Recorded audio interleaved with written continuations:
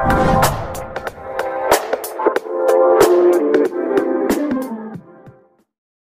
pagi Sobat Sehat semua, bertemu kembali di acara Sehati. Karena hidup itu harus sehat, bahagia, dan berarti. Acara bincang-bincang santai seputar kesehatan dan pernak-pernik sebagai bagian dari peningkatan upaya kesehatan Puskesmas Bluto. Kali ini hadir tamu yang luar biasa cantik. Pasti Sobat Sehat tidak asing. Selamat datang Dr. Gigi Citra Mayangsari. Terima kasih. Beliau adalah Kepala Bidang Pelayanan Kesehatan Dinas Kesehatan Kota Mojokerto. Bagaimana kabarnya dokter? Alhamdulillah sehat, sampai dengan sekarang alhamdulillah sehat. Matur suwun sakit hadir di acara Sehati ini. Kita tahu bahwa Dr. Citra ini luar biasa kesibukannya Sobat Sehat. Momi-momi di luar sana itu banyak yang penasaran dokter, bagaimana sih dulu waktu tahun berapa? 2018 ya, sempat menjadi brand ambassador ASI ya, bukan Pantene ya tapi ASI ya. Ya. Jadi untuk menjadi brand ambassador ASI itu bagaimana dokter? Dokter ini kan seorang yang sibuk bekerja, sibuk berkarir, sibuk sosialita. Nah, bagaimana ini caranya supaya ibu-ibu, momi-momi di luar, bunda-bunda bisa memberikan ASI pada saat bekerja, dokter? Ya, sebelumnya terima kasih sekali. Merupakan suatu kehormatan bisa hadir di sini diundang oleh Dr. Sofi. Wow, saya sampai wow, ini keren ini. Baru kali ini nih. Ini pertama kali saya diundang mengikuti sebuah podcast di salah satu puskesmas. Ya, jadi dulu itu memang tahun 2018 ya dok. Jadi 2018 itu adalah anak ketiga saya. Karena kenapa harus 2018 saya baru ngeh tentang ASI, karena memang promosi tentang ASI ini kan kalau dulu itu belum seintens sekarang.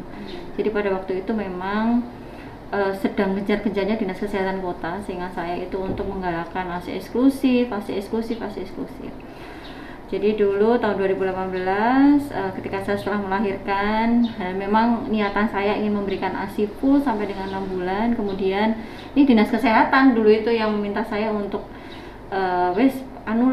artinya kalau dari ambasador sih intinya saya itu bisa. Nah, mungkin duta kali ya intinya duta itu bisa mempromosikan ke masyarakat bahwa walaupun pekerja pun sebenarnya tidak ada masalah sih untuk memberikan ASI. Jadi ya itu sih awalnya.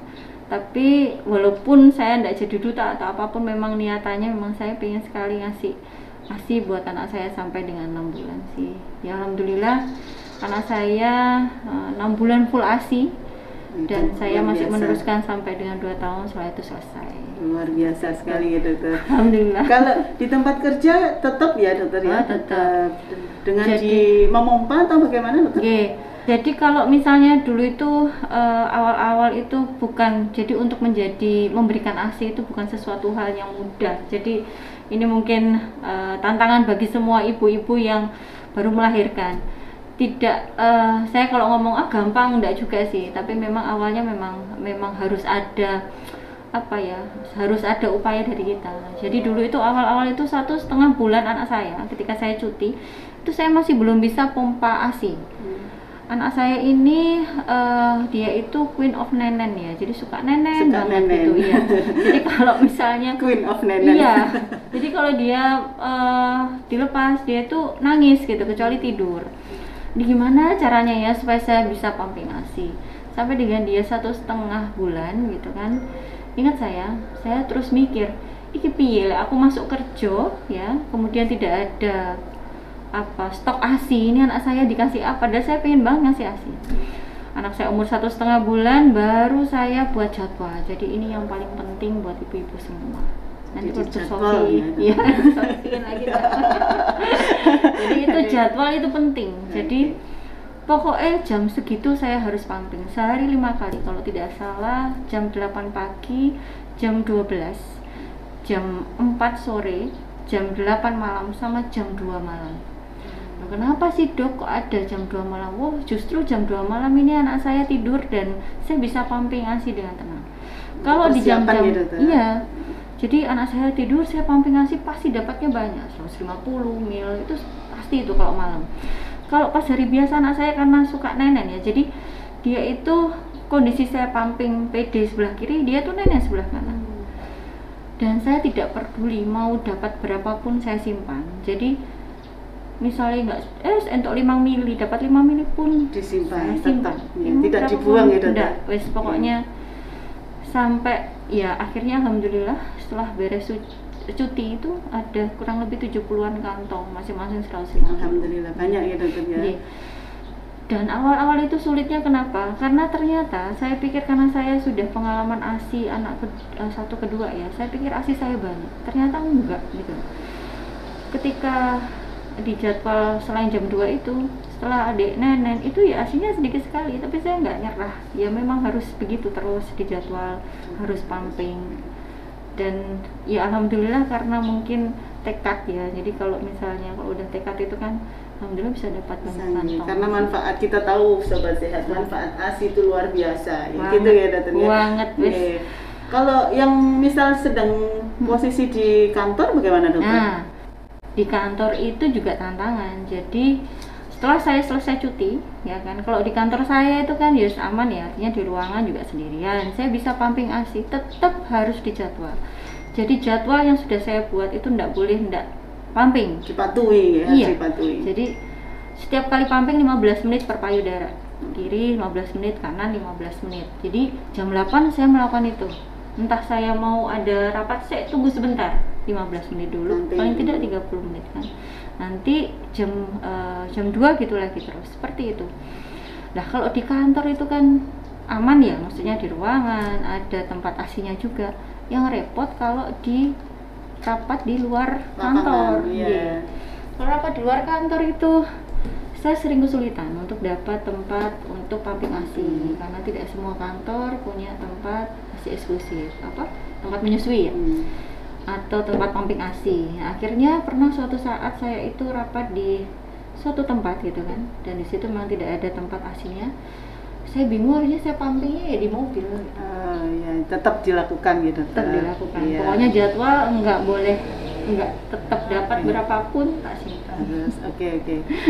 Kira-kira mungkin ada trik buat momi-momi di luar sana Dokter untuk memperlancar ASI itu kira-kira apa yang harus dikonsumsi? Ya. Jadi ASI itu intinya semakin dia sering dipumping dan semakin dia sering dihisap oleh si kecil, dia pasti akan semakin banyak. Nah, konsumsi yang paling penting itu kalau menurut saya itu protein.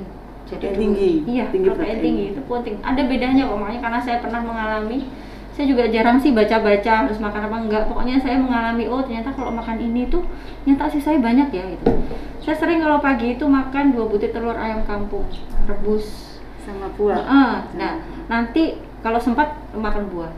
Semua macam daun-daunan saya makan wis pokoknya. Daun-daunan katuk, sawi, wis opo. Akeh. Bayam, semua ya, semua sayur. Sampai cemilan itu saya makan buah almond. Jadi wis pokoknya semua makanan saya makan. Terserah saya mau segemuk apa nggak ngurus. Pokoknya pada saat itu saya mau ASI eksklusif itu saya makan terutama yang protein tinggi. Ya, mungkin bisa diset atau ikan-ikan. Ya. Terus yang paling penting tekad tadi sih saya bilang gini, pernah saya bilang kalau memang pengen itu memberikan ASI eksklusif itu adalah main games.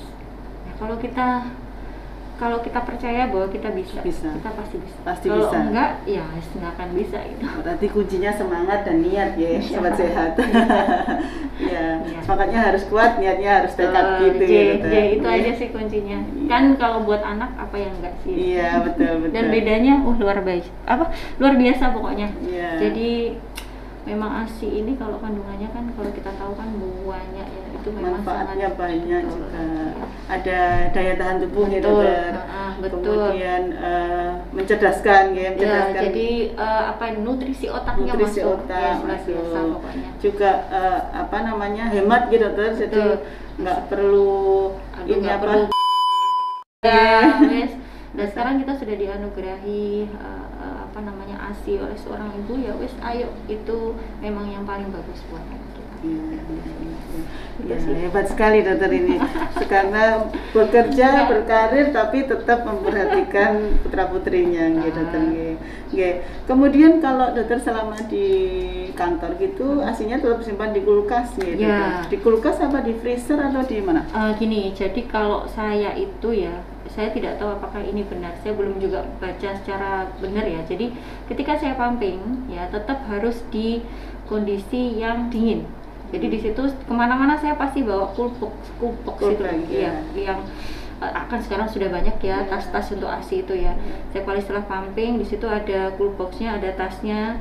Nanti kalau saya pulang sekitar jam 2:30 waktu itu puskesmas 2:30 saya langsung masukkan ke freezer. Jangan sampai menunggu sampai dengan 1 harian di dalam situ. Itu nanti akan rusak. Jadi kalau menurut saya kalau di freezer tuh kurang lebih bisa berbulan-bulan sih. Nah, kalau mau diminumkan ke si kecil itu angetin.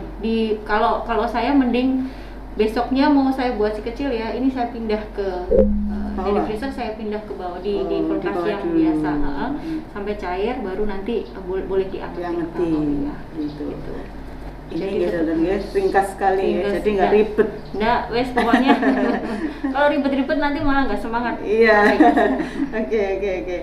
Kemudian kita tahu Sobat Sehat Dokter Citra ini meski putranya sudah 3 ya, kemudian menyusui juga eksklusif, tapi masih terlihat terawat gitu ya dokter. Mungkin bisa bagi rahasia dokter. Enggak sih. Diet sehat ala dokter Kiki Citra ini. Kalau saya sih yang paling penting memang sarapan. Tapi saya tidak pernah yang harus sarapan banyak. Saya memang saya tidak suka terlalu banyak karbo. Terus terang saya tidak tahu apakah ini benar secara enggak ya diet gimana ya. Karbo sesuai dengan porsinya. Kalau memang itu seusia saya yang sudah 40 ini, kadang-kadang tuh saya merasakan sudah 40 gitu tadi. Wow, tidak terlihat Sobat Sehat. Kadang-kadang ada rasa kenyang palsu ya. Jadi kalau kita misalnya makan banyak gitu, masih belum kenyang ya, pengen banyak lagi terus, itu tuh kadang-kadang ada. Jadi ya kalau misalnya saya yang paling penting itu adalah ngemilnya nggak boleh. Jadi kalau di kantor itu kan sering dapat kotak kue ya. Ini buat yang mau pengen diet ya. Yang lagi kerja dan pengen diet, itu kan di kantor sering dapat kotak kue. Aduh, itu kalau pengen diet lebih baik itu dihindari deh. Jadi kalau saya mending diganti dengan buah. Kalau memang lapar dan belum waktunya makan siang, bolehlah diganti buah. Saya suka sekali semangka. Nggak tahu kenapa ya, mungkin semangka itu setiap kali saya makan rasanya kenyang kalau menurut saya. Jadi semangka banyak airnya gitu. Itu suka. Sarapan nggak boleh lupa. Boleh lah pakai nasi sedikit dengan telur boleh. Karena kalau nggak sarapan nanti jam 10 udah lapar. Wah, semuanya dimakan nanti kalau jam 10. Buah sayur itu apa ya, kayak sekarang ini usia-usia segini nih kayak kesukaan saya banget gitu loh. Kayak zaman biyen lah gak ya. Sekarang itu aduh pokoknya seneng banget, ada buah itu kayak seneng gitu. Seneng gitu ya. Minum air putih gitu. Betul. Sehari berapa kali dokter?